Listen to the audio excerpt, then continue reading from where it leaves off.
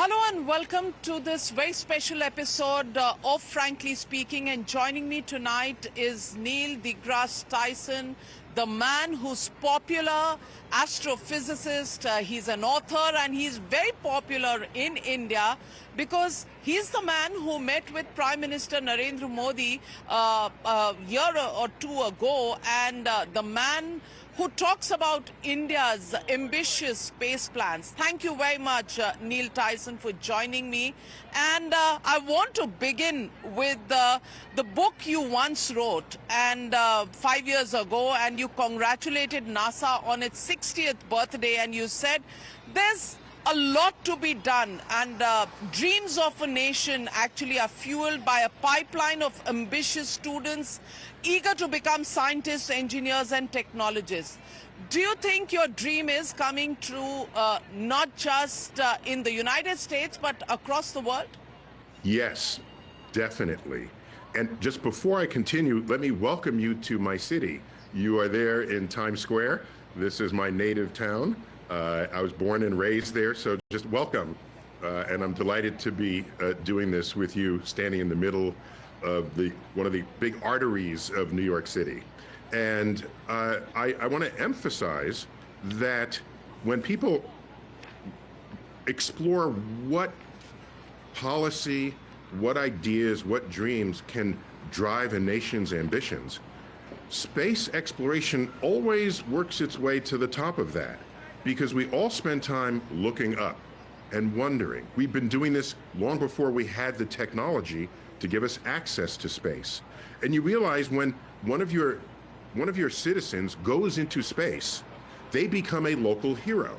And people ask, well, who are they? What did they study in school? Maybe I want to be them.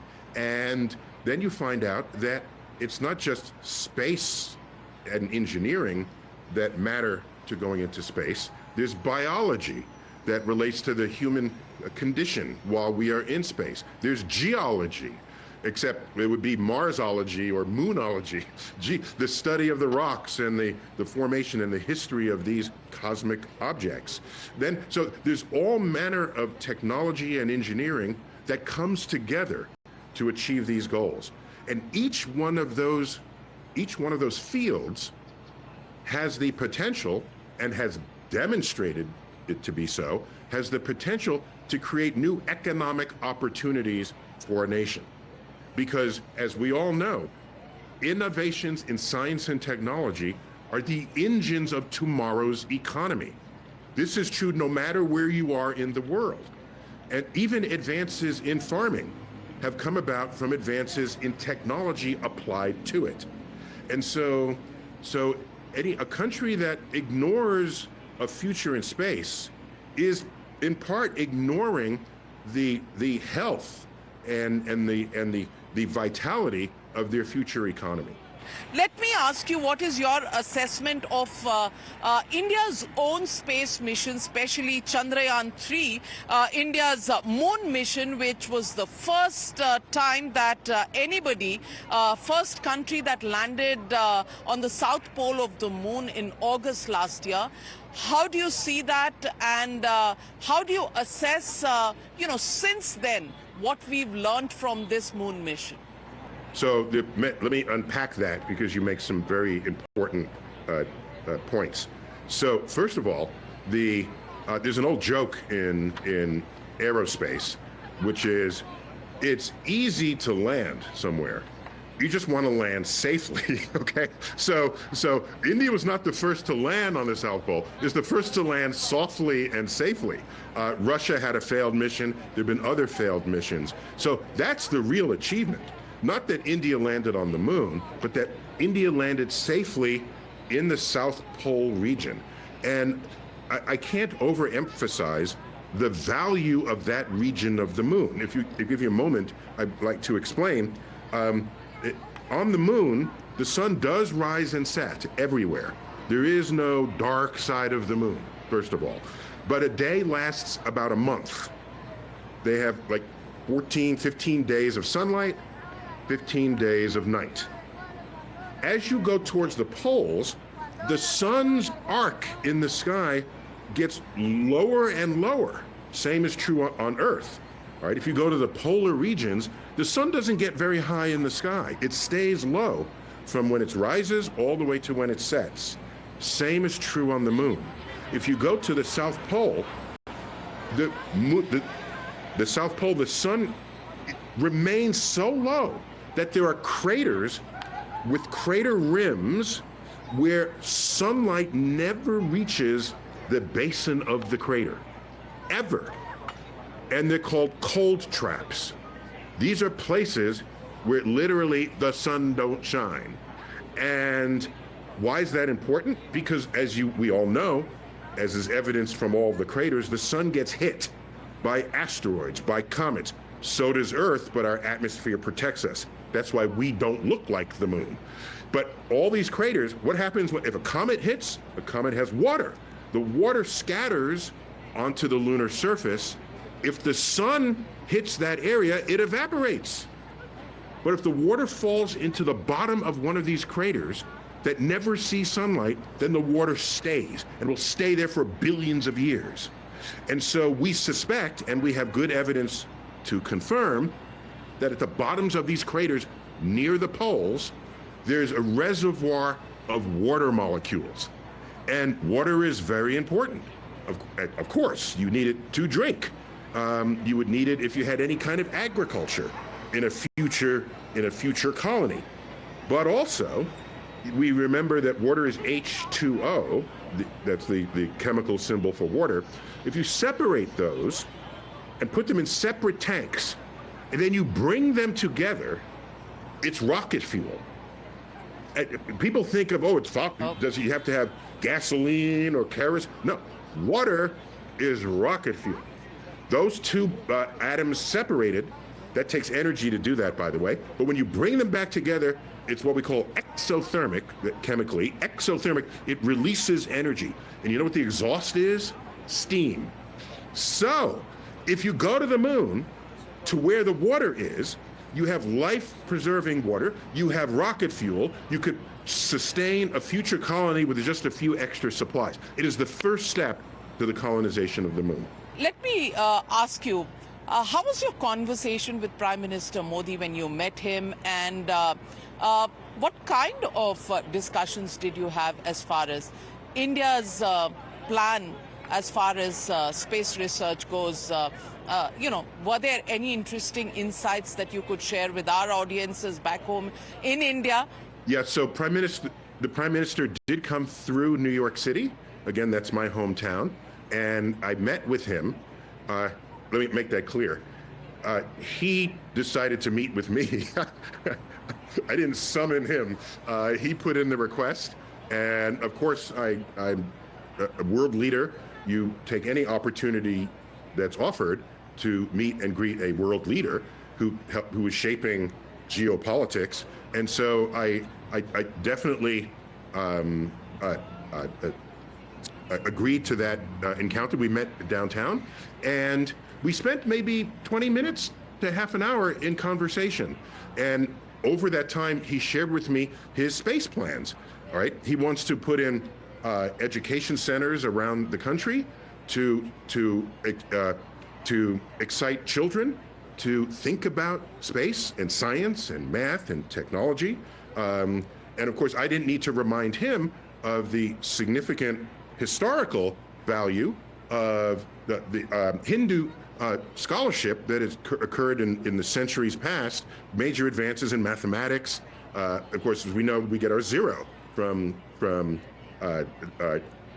I forgot exactly when, it would have been 1,200 years ago, something like that.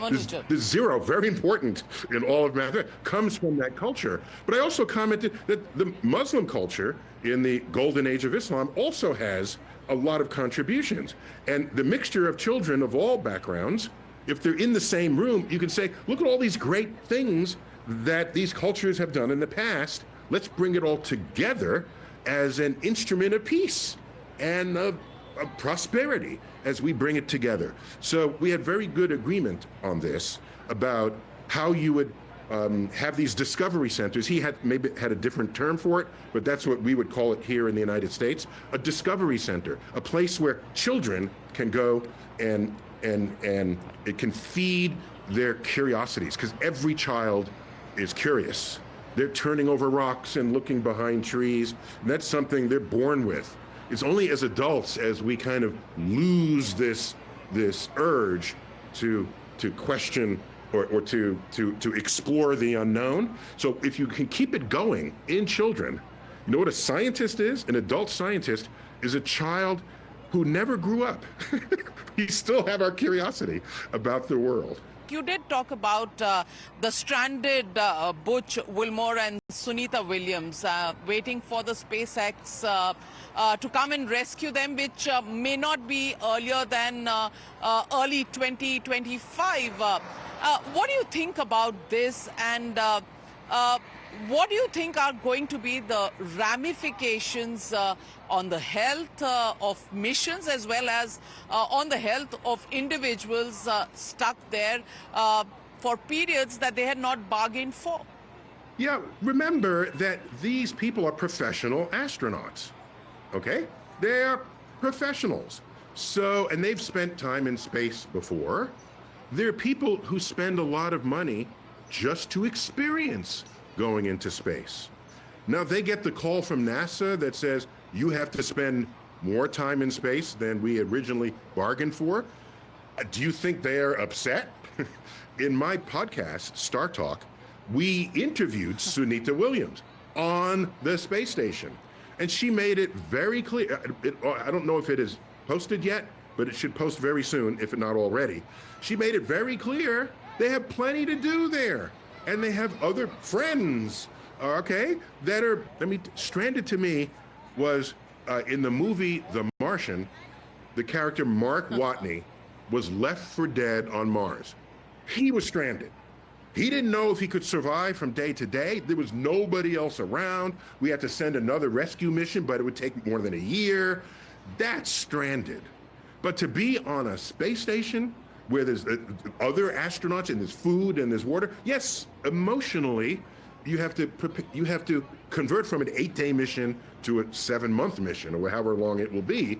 Yes, but these are physically and emotionally strong people who we select as astronauts, and that's true for any country who is sending their people up. So I have no concern. I'm not worried about them at all. And you know, we're living in the future where NASA says, who else has a rocket?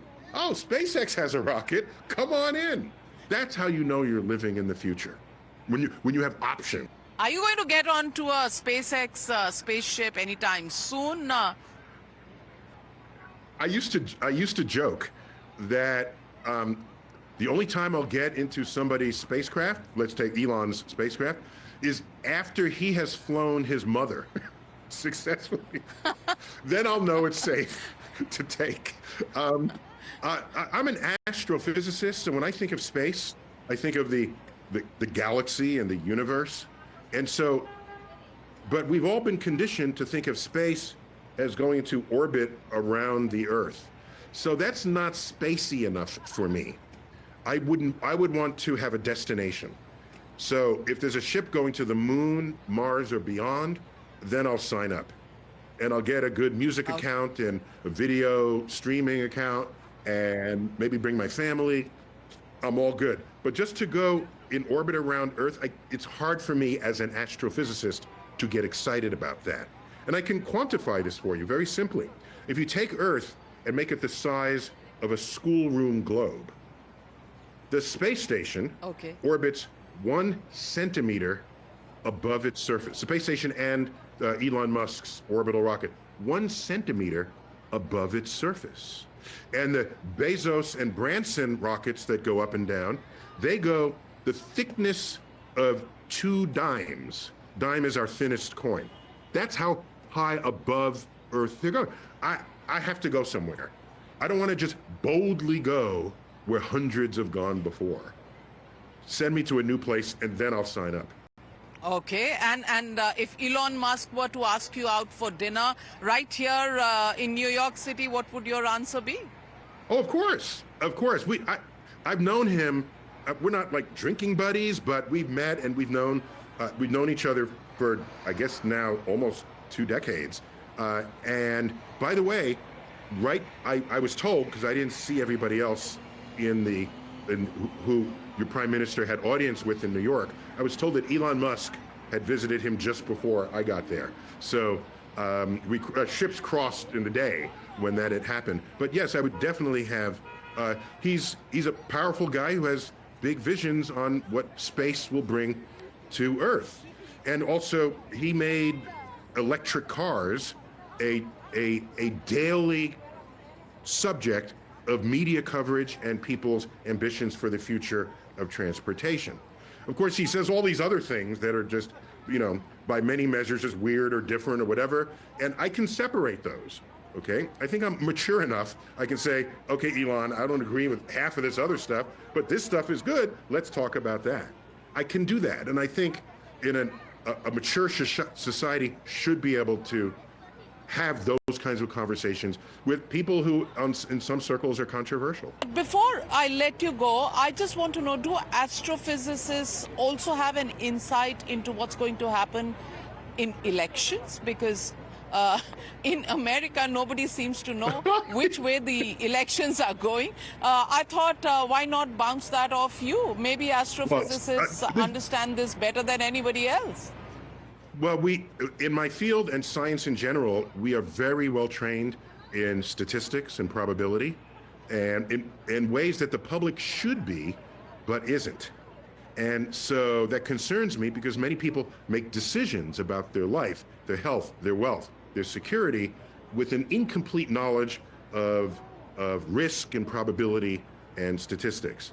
All I can tell you is that in the American system, the reason why it comes down to 2 candidates that are always sort of neck and neck is because the system weeds out people who are only getting 10% of the vote or 15% of the vote.